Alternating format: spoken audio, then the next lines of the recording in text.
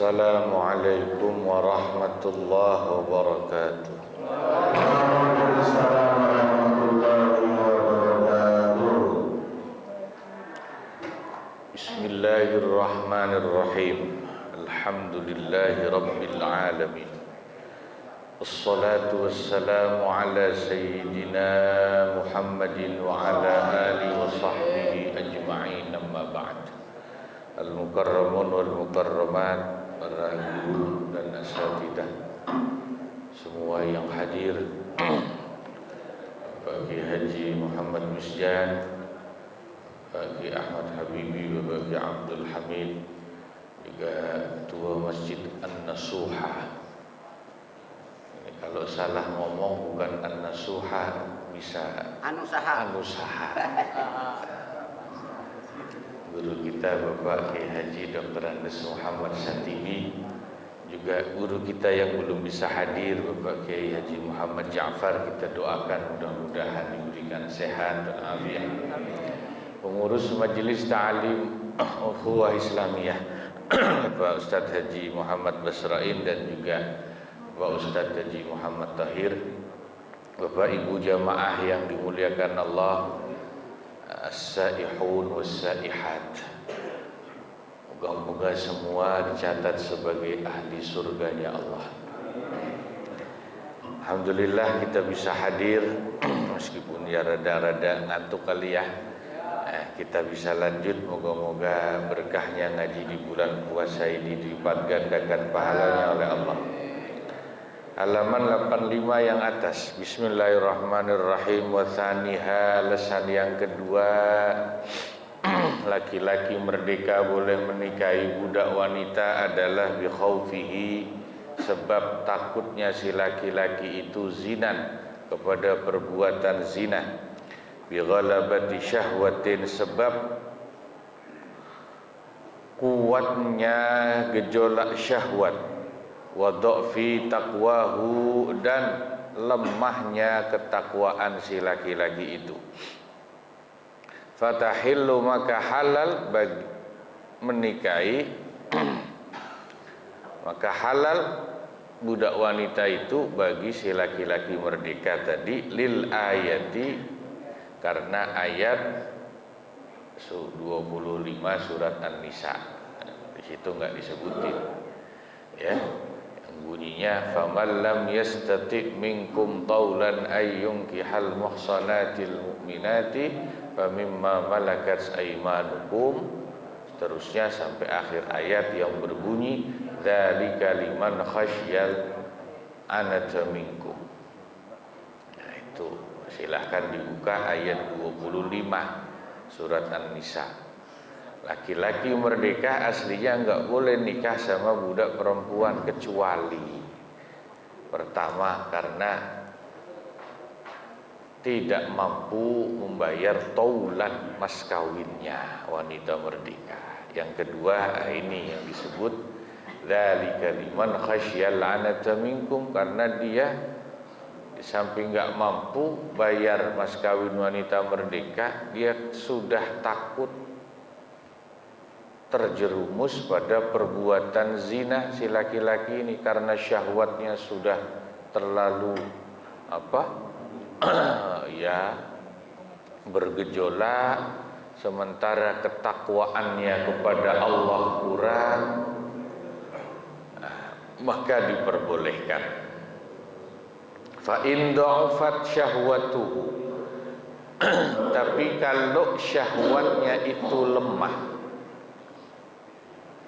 nafsu syahwatnya itu lemah, enggak terlalu nafsuan, kata anak sekarang,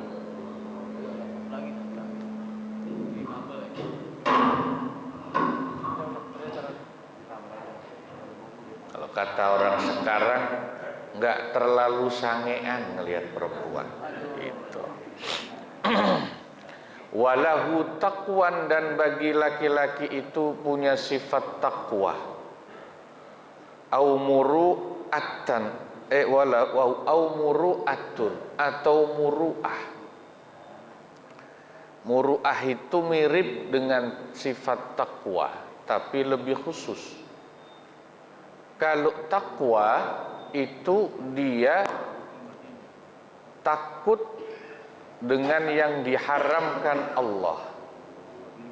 Kalau muru'ah lebih khusus, tidak hanya takut dengan perbuatan yang diharamkan, tapi juga dia tidak mau melakukan perbuatan yang tidak diharamkan kalau perbuatan itu merendahkan martabatnya. Itu namanya muru'ah. Contoh, ulama-ulama dulu itu, bapak-bapak, ibu-ibu, malu kalau harus makan bakso di pinggir pasar, jajan makan di pinggir pasar. Malu karena punya muru'ah. Duduk di warung pangsit bakso sama perempuan-perempuan yang bukan mahramnya, itu malu, muru'ah itu namanya. Jadi kalau ulama dulu, orang soleh itu kalau beli makanan dibungkus,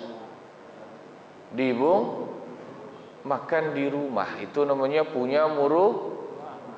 Ya, kira-kira jamaah ukhuwah begitu apa enggak? Beda lagi deh. Ibu-ibunya begitu apa enggak?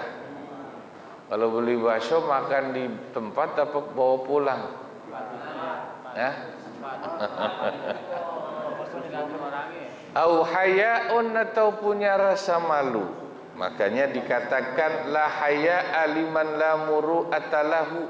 Orang enggak akan punya rasa malu, sifat haya, kalau enggak punya sifat muru'ah.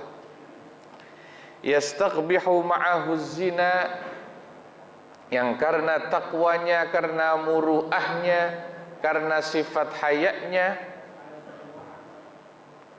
dia menjadi merasa berbuat zina itu memalukan atau jelek. Au qawiyat syahwatuhu wa taqwahu, atau mungkin nafsu syahwatnya besar juga, tapi takwanya sama Allah juga besar. Maka kalau begitu keadaannya, lam tahillu lahul amatu, tidaklah halal hukumnya bagi laki-laki merdeka itu menikahi budak wanita. Li'annahu la yakhafu zina, karena sesungguhnya si laki-laki itu tidaklah takut atau dikhawatirkan akan berbuat zina, sebab masih ada remnya.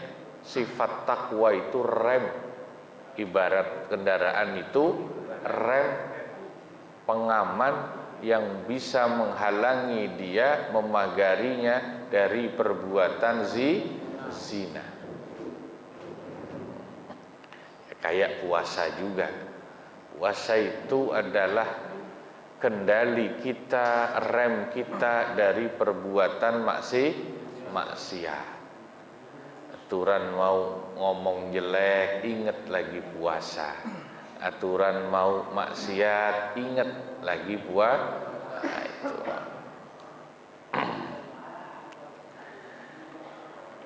Walau khafaz zina min amatin, dan seandainya orang itu takut berbuat zina terhadap seorang budak wanita bi'ainiha, yang spesifik. Ya, jadi kalau ini naksirnya, ngebetnya itu khusus kepada satu orang wanita, budak wanita. Jadi bukan takut zina yang sifatnya umum. Kalau tadi yang di atas semua itu penjelasan zina yang sifatnya umum, karena belum punya istri, pokoknya dia takut nanti berbuat zina. Kalau ini bukan, dia naksir ngebetnya cuman kepada seorang budak wanita khusus tertentu, si fulanah misalnya.